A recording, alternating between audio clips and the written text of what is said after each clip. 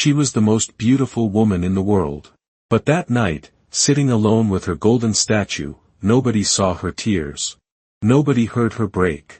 This is the story Elizabeth Taylor never told. And it starts with the night everyone left. The Oscar statue felt cold in her hands. Just like the applause in that theater. Elizabeth Taylor won the Academy Award for Best Actress in 1961 for Butterfield 8. The world called her a legend. But what they didn't know was this. She almost refused to accept it. Because that film was her shame. The studio had forced her into that role. She was trapped by her contract. "You want me to play a call girl?" she'd asked the director. He'd laughed. "No, Elizabeth. You'll play a woman searching for love." But what was the difference, really? Hollywood had always seen her that way. Beautiful. Dangerous. Out of control. A woman who moved from one man to another. But nobody ever asked, maybe she just wants to be loved. Did anyone notice her voice trembling on that stage? Did anyone see the tears forming in her violet eyes? No. Because Elizabeth Taylor had learned how to cry. Alone. Before she walked onto that stage, she'd stood in her dressing room, staring at herself in the mirror. Her hands shook as she zipped up her gown. "You can do this," she whispered to herself. "Just smile. Say thank you. And leave." But there was a voice inside. A small, childlike voice. What if nothing ever changes? That voice had been there for years. Since she was 9 years old, riding a horse in national velvet. Everyone called her talented. But Elizabeth knew the truth. She was just a child taking orders. "Elizabeth, smile brighter. Elizabeth, stand straighter. Elizabeth, be more beautiful." And she had. Every single time. Because she saw the pressure in her mother's eyes. "If you fail, we all go down." After the Oscar ceremony, she sat in the back of her limousine.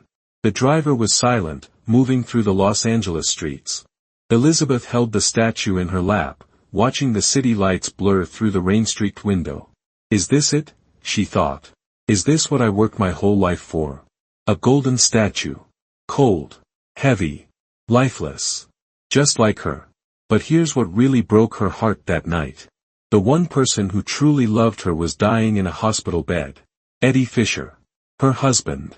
Or so they called him. Did she love him? Maybe once.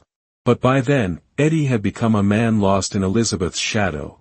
Everyone knew him as Liz Taylor's husband. Not by his own name. And Eddie knew it. When Elizabeth married Eddie, America turned on her. Because Eddie had been married to Elizabeth's best friend. Debbie Reynolds. America's sweetheart. Sweet, innocent, trustworthy Debbie. The newspapers destroyed Elizabeth. Home wrecker. Husband stealer. Hollywood's most dangerous woman. Elizabeth read those headlines and felt her insides burn. But she never showed it. Because she'd learned, if you show weakness, they tear you apart. Did she really love Eddie? Or was she just running from loneliness? Maybe both. Because before Eddie, there was Mike Todd. The love of Elizabeth's life. The only man who truly saw her, who made her laugh, who treated her like a human being. And Mike had died in a plane crash. At Mike's funeral, Elizabeth didn't cry. She couldn't. She was in shock. Her body was there, but her soul was somewhere else, lost. And Eddie had been there during those lost days. Quietly. Patiently. Elizabeth had held on to Eddie. "Don't leave me," she'd whispered. "Please don't leave me too." Eddie didn't leave. But over time, even Eddie's arms grew cold. That night, when Elizabeth came home, Eddie was sitting in front of the television. A drink in his hand. Empty eyes. "Congratulations," he said. His voice was flat. Elizabeth set the statue down on the table. "Thank you," she said. But something inside her broke. Because there was no pride in Eddie's voice. Only exhaustion. "You're bigger than me now," Eddie said. Without looking up, Elizabeth sat down. Placed her hands on her knees. "I never wanted to be big," she whispered. But Eddie didn't hear her. Or didn't want to. Because Eddie was tired of shrinking next to Elizabeth. Everywhere they went, cameras turned to Elizabeth. Every conversation, questions went to Elizabeth. Eddie was just the man in the background. "I used to be a star," Eddie had said once, drunk. Now I'm just your shadow. Elizabeth's heart ached when she heard those words. But what could she say? Should I apologize? Should I say sorry for being successful? But no. Because Elizabeth knew that success brought its own kind of loneliness. And that's when Elizabeth's heart truly shattered. Because she understood. Love could be just as cold as an Oscar statue. The months that followed were hell for Elizabeth. Eddie drank more. The fights began. The silent ones. The ones that hurt the most.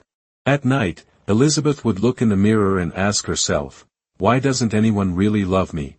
Because she'd spent her whole life watching people love Elizabeth Taylor. Her violet eyes.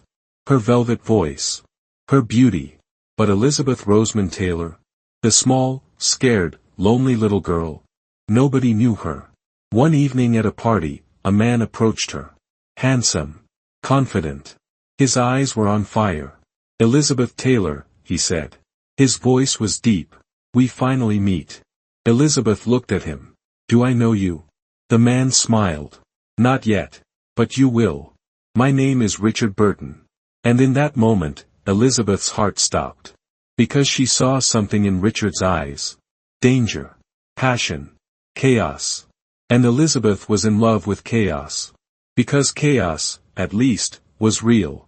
Richard Burton entered Elizabeth's life like a storm. They met on the set of Cleopatra. Both were married. Both were committed to other people. But when they kissed in front of the camera, time stopped. The crew held their breath watching that kiss. Because this wasn't acting. This was real. And everyone knew it. That night, Richard knocked on Elizabeth's door. What do you want? Elizabeth asked. Her voice trembling. You, Richard said. Simple. Direct. Honest. Something collapsed inside Elizabeth. All the walls she'd built over the years. All the protection she'd kept around herself. I'm married, she said. So am I, Richard said. But does that change anything? No. It didn't. Because for the first time, Elizabeth wanted someone to say, I need you. Not, you're beautiful. Not, you're famous. I need you. And Richard was saying exactly that. Elizabeth opened the door. And opened her own ending. The press went insane. Elizabeth Taylor and Richard Burton scandal. Married couple with married couple. Hollywood's biggest betrayal. Elizabeth read those headlines and didn't care anymore. Because when she was with Richard, she felt alive for the first time. Eddie filed for divorce. Spoke to the newspapers. Elizabeth destroyed our family. Elizabeth cried when she read that interview. Because he was right. Eddie was right. But she couldn't leave Richard. Because Richard was the first man who said, your flaws don't matter. And Elizabeth was tired of hiding her flaws. But you haven't seen the heaviest price yet. Because Richard Burton would teach Elizabeth about love, and about pain. Richard Burton and Elizabeth Taylor spent 10 years together. They married twice. They divorced twice. For 10 years, they loved each other, broke each other, lost each other, found each other. For 10 years, the world watched their love. And condemned it. And celebrated it. And judged it. But nobody knew that love was destroying them both. Because Richard was as fiery as Elizabeth. He drank. He yelled. He broke things. And Elizabeth yelled back. Broke things back. One night in a hotel, they had a terrible fight. Elizabeth threw a vase at Richard. Richard punched the wall. You're going to kill me. Richard screamed. You're killing yourself. Elizabeth screamed back. And they were both right. Because love, sometimes, was a fight to the death. When Elizabeth divorced Richard for the second time, she was 43 years old. Her beauty was still legendary. But there was exhaustion in her eyes now. Enough, she told herself. That's enough. But a voice inside asked, what will you do without Richard? She didn't know. One night, sitting in her bathroom, she picked up a bottle of pills. She opened it. Stared. Thought. 1. 2. Or all of them. Her heart was racing. Her hands were shaking. And then. The phone rang. Elizabeth jumped. The pill bottle fell from her hand. Pills scattered across the sink. She stared at the phone. It was midnight. Who was calling? She picked up the receiver. The voice on the other end was trembling, elderly, familiar. Elizabeth. Your mother is dead. Elizabeth slowly put down the phone. She sat down. On the floor. On the carpet. And finally, she cried. For the first time in years, she cried out loud. Because her mother. Her mother was the woman who had shaped Elizabeth's entire life. Sarah Taylor. A woman who wanted to be a beauty queen but never made it. A woman who placed her dreams on her daughter's shoulders. You will be everything I couldn't be, Elizabeth. And Elizabeth had been. But at what cost? At her mother's funeral, she stood before the coffin. Small. Silent. Finished. Mother, she whispered. Was I good enough? But the coffin didn't answer. Because Sarah Taylor had never answered Elizabeth her whole life. She'd only given orders. After the funeral, Elizabeth went to their old home. The small house in London. The house where she spent her childhood. When she opened the door, the smell of dampness hit her. Dusty furniture. Old photographs. She picked up one photograph. 9-year-old Elizabeth. On a horse. Smiling. But her eyes weren't smiling. I was never allowed to be a child, Elizabeth whispered. Wait. Don't skip this moment. Because Elizabeth is about to discover the deepest pain her mother ever caused her. In her mother's room, she opened an old closet. Inside were notebooks. Diaries. Elizabeth opened one. 1948, when Elizabeth was 16 years old. Her mother's handwriting. Elizabeth signed another film contract today. MGM is very pleased. So am I. But sometimes I see something in Elizabeth's eyes. Like she wants to run away. But I can't let her. This is our only chance. Elizabeth turned the page. 1949. Elizabeth is engaged to Conrad Hilton. She's only 17. But this marriage will be good. Conrad is rich. Powerful. Elizabeth will be safe. Elizabeth's hand trembled. Conrad Hilton. Her first husband. The man who beat her. Her mother didn't know. Or didn't want to know. Elizabeth read further. 1952. Elizabeth married Michael Wilding. I don't think she loves him. But at least he's calm. Maybe she'll be happy. 1957. Mike Todd died. Elizabeth is devastated. But life must go on. Eddie Fisher is a good choice. He'll help Elizabeth recover. 1962. Elizabeth is caught in a scandal with Richard Burton. She embarrassed me. But to be honest, this is the first time I've seen Elizabeth truly happy. Elizabeth closed the diaries. Held them. Pressed them against her chest. And she understood. Her mother had never known her. Because her mother never wanted to know her. Her mother only saw Elizabeth Taylor. The star. The successful one. The moneymaker. But Elizabeth Rosamond Taylor. The scared, lonely little girl who just wanted to be loved. She never saw her. Elizabeth dropped the diaries on the floor. Stood up. Looked in the mirror. She was 49 years old. Her face was still beautiful. But there were lines around her eyes. Silver threads in her hair. Who am I? She asked the mirror. The mirror didn't answer. Because Elizabeth Taylor had spent her entire life trying to be who everyone else told her to be. And now, nobody was telling her who to be anymore. And Elizabeth was afraid of being alone with herself. Nobody knew this yet. But Elizabeth Taylor was about to make the biggest decision of her life. Elizabeth Taylor was 53 years old. And she was in a hospital room. Rock Hudson. Her close friend. The man she starred with in Giant. The man who always made her laugh, who always supported her. Rock Hudson was dying of AIDS. Elizabeth sat by his bed. Held his hand. Are you scared?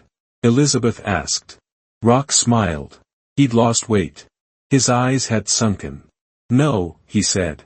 I'm just angry. About what? Elizabeth asked. That nobody cares, Rock said. Because this disease is happening to gay men, nobody's talking about it. Nobody's researching it. Nobody's helping. Elizabeth squeezed Rock's hand. I'll talk about it, she said. Rock looked at her. You. Me, Elizabeth said. They'll listen to me. Rock closed his eyes. Thank you, Elizabeth. 2 weeks later, Rock Hudson died. And Elizabeth Taylor kept her promise. She founded the first AIDS fundraising campaign. AMFAR, the American Foundation for AIDS Research. Reporters were shocked. Why is Elizabeth Taylor working on AIDS? Elizabeth stood up at a press conference. Fire in her eyes. Because my friend died, she said. And nobody cared. But I care. And from that moment, Elizabeth Taylor stopped being just a star. She became an activist. For decades, she raised millions of dollars. She gave hundreds of speeches. She met thousands of people. And for the first time in her life, she felt like she had a purpose. Because for the first time, she was doing something not for herself, but for others. Hard to believe, but this decision changed her. And Elizabeth Taylor found the meaning of her life at 53. In the 2000s, Elizabeth Taylor grew old. Her hair turned completely white. She gained weight. Walking became difficult. But her violet eyes still sparkled. In an interview, a reporter asked, "Elizabeth, looking back, is there anything you regret?" Elizabeth thought. For a long time. Then she smiled. "Yes," she said. "I wish I had shown myself compassion sooner." "What do you mean?" "I spent my whole life thinking I wasn't good enough," Elizabeth said. "Not beautiful enough. Not a good enough actress. Not a good enough wife. Not a good enough mother. But now." Elizabeth closed her eyes. Took a deep breath. "Now I know," she said. "I was always enough. I just needed to believe in myself." The reporter took notes. But didn't see the tear in Elizabeth's eye. Because Elizabeth was crying alone again. March 23, 2011. Elizabeth Taylor died at 79 from heart failure. Her funeral was held at Forest Lawn Memorial Park in Glendale. None of her ex-husbands carried her coffin. They were all dead or too old to come. But hundreds of AIDS activists were there. People who were alive because of her. One man stood at the coffin. Crying. "Elizabeth saved me," he said. "When I tested HIV positive in 1987, everyone ran away from me. But Elizabeth held my hand. She said, 'You're not alone.' And I wasn't." Elizabeth Taylor's gravestone reads. Elizabeth Taylor. 1932 to 2011 inch. Nothing else. Because Elizabeth's life couldn't fit on a gravestone. She was a legend. A star. An activist. A warrior. But most importantly, she was human. Scared. Lonely. Broken. But in the end, she learned to show herself compassion. And maybe that was her greatest victory. 2 days after the funeral, Elizabeth's lawyer gathered the family. Elizabeth left a special request in her will, he said. "What?" her son asked. The lawyer pulled out an envelope. Written in Elizabeth's handwriting. "Give this letter to Richard Burton's daughter. She'll understand." And when the letter was opened, it contained just one sentence. "Tell her, I still love him."